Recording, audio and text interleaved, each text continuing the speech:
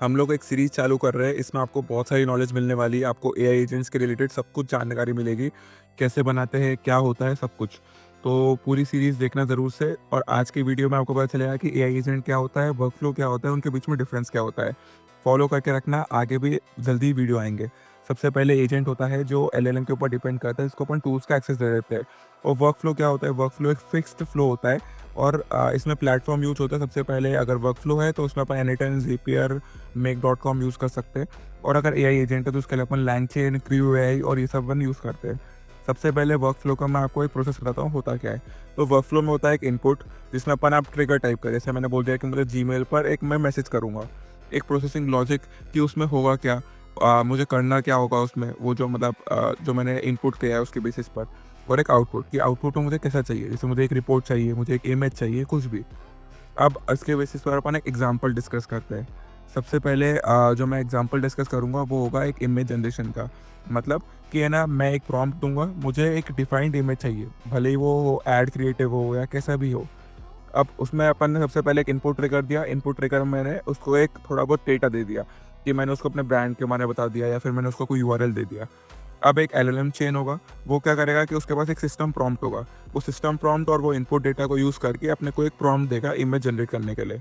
वो प्रॉम्प्ट पे अपन एक इमेज जनरेट करेंगे और अपने पास एक डेटा होगा ड्राइव में जिसमें अपने पास फेस का डेटा होगा। इन्फ्लुएंसर का हो सकता है या खुद का हो सकता है। उसके बाद अपन उसमें फेस स्वैप कर देंगे। तो ये क्या हुआ, एक फिक्स्ड वर्कफ्लो हुआ कि सबसे पहले अपने को एक इनपुट मिलेगा, इनपुट के बाद अपन उसमें एलएलएम डालेंगे, उसको प्रॉम्प्ट मिलेगा। उसके बाद अपने को इमेज जनरेट होगी और फिर अपन फेस स्वैप करेंगे। बट एआई एजेंट होता है डिफरेंटली। एआई एजेंट होता है कि अपन एक एलएलएम को, अपन एक ब्रेन होता है, एलएलएम मतलब एक ब्रेन, अपन एक ब्रेन को टूल्स का एक्सेस दे दें और वो टूल्स को यूज़ करके आपको आउटपुट ला के देता है। अब सबसे पहले इसमें फ्लो डिफाइंड नहीं होता और इसमें नहीं नेसेसरी ये नहीं है कि आपको सबसे सब जो पहला वाला काम है उसको पहले करना है या लास्ट वाला काम उसको आपको पहले करना है, ऐसा ज़रूरी नहीं है। जैसे अभी अपन ने आपको वर्कफ्लो वाला एग्जांपल बताया, उसमें क्या हुआ कि आपको फेस स्वैप वाला आपको लास्ट में करना था। इसमें ज़रूरी नहीं है, अगर मुझे इमेज जनरेट करने से पहले मैंने फेस स्वैप किया और फिर वो जो फेस स्वैप इमेज है उसको मैंने या तो एडिट करा या मास्क किया, कुछ भी किया, तो एआई एजेंट में आपका जो लॉजिक है वो एजेंट डिसाइड करता है। अपन ने एजेंट एक एलएलएम मतलब एक ब्रेन दे देंगे, उसमें अपन टूल्स का एक्सेस दे देंगे उसको। टूल्स का एक्सेस जैसे अभी मैंने आपको बताया, इमेज जनरेट के लिए मैंने उसको एपीआई दे दी नैनो बनाना की, या फिर मैंने उसको जीपीटी इमेज 1 की मॉडल की एक्सेस दे दिया। उसके बाद अपना जो मेमोरी होगी एक, वो मेमोरी होगी जिसमें उसको पूरा पता हो कि यार उसने पहले वाले स्टेप में क्या किया है। उसको अगर वो ही नहीं पता होगा कि उसने पहले क्या किया है, तो उसके लिए दिक्कत हो जाएगी। अब जो टूल्स होते हैं वो अपन या तो खुद से अपन उसको कोड के थ्रू लिख सकते हैं या तो अपन किसी और के टूल्स को अपन एपीआई के थ्रू यूज़ कर सकते हैं। अब नेक्स्ट अपना जो एलएलएम होता है, एलएलएम बहुत सारे होते हैं, एक फ्री होता है, एक पेड होता है। तो जो मोस्टली जो लोग ये जानते हैं वो है chat GPT. Chat GPT is LLM of open AI और एक क्लॉड जानते हैं। तो ये होता है आपके पेड एलएलएम जिसमें आपको टोकन्स लगते हैं। अब टोकन्स दो टाइप के होते हैं, इनपुट टोकन्स और आउटपुट टोकन्स। जब आप प्रॉम्प्ट दे रहे हैं तो आपको इनपुट टोकन्स लग रहे हैं और जब जो उसका आउटपुट आया है उस पर आपको आउटपुट टोकन्स लग रहे हैं।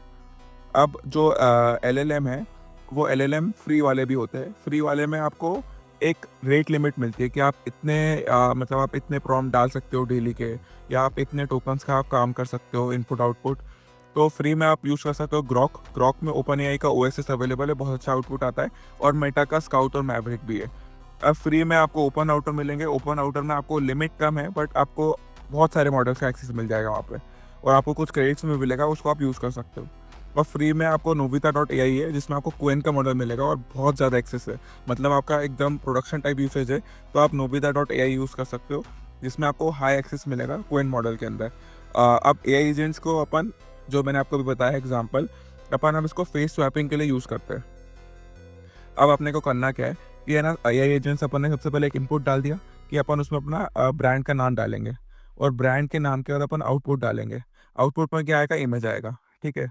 अभी सबसे पहले मैं क्या करता हूँ, इनपुट में एक एआई एजेंट को कनेक्ट कर देता हूँ और एआई एजेंट को क्या चाहिए, सबसे पहले टूल्स। टूल्स में मैंने उसको दे दिया सबसे पहले नैनो बनाना का एक्सेस जिससे वो फेस स्वैप कर सकता है, जीपीटी इमेज 1 का एक्सेस जिससे वो इमेज जनरेट कर सकता है, ठीक है। और सेकेंडली मैंने उसको क्या किया, मैंने उसको दिया एक्सेस एलएलएम का। एलएलएम में उसको ओपन एआई भी दे सकता हूँ या तो मैं कोई फ्री वाला ग्रॉक भी दे सकता हूँ। अभी नेक्स्ट क्या होगा, उसको एक मेमोरी का एक्सेस देता हूँ। अब मेमोरी वाले एक्सेस में क्या होगा, उसमें जो भी उसने पुरानी चैट करी है, जो भी उसको पूरा कंटेक्स्ट में रहना चाहिए, तो उसको मैं थ्रू दे सकता हूँ, या तो पोस्टग्रेस एसक्यूएल के थ्रू, या तो फिर माईएसक्यूएल के थ्रू भी दे सकता हूँ। और इसका सबसे बेस्ट यूज़ केस है सुपरबेस। सुपरबेस में आप जाओ, वहाँ पर आप सेशन पूलिंग क्रिएट करो, आपको है ना सब पूरा टेबल की डेटा मिल जाएगा, host name, password, user name, उसको आप डालो उधर, कनेक्ट करो और आप उसको अच्छे से यूज़ कर सकते हो। या फिर अगर आप अपने लोकल होस्ट या मतलब अपने लोकल डिवाइस में आप रन कर रहे हो, तो आप नॉर्मली माईएसक्यूएल वर्कबेंच के थ्रू भी कर सकते हो।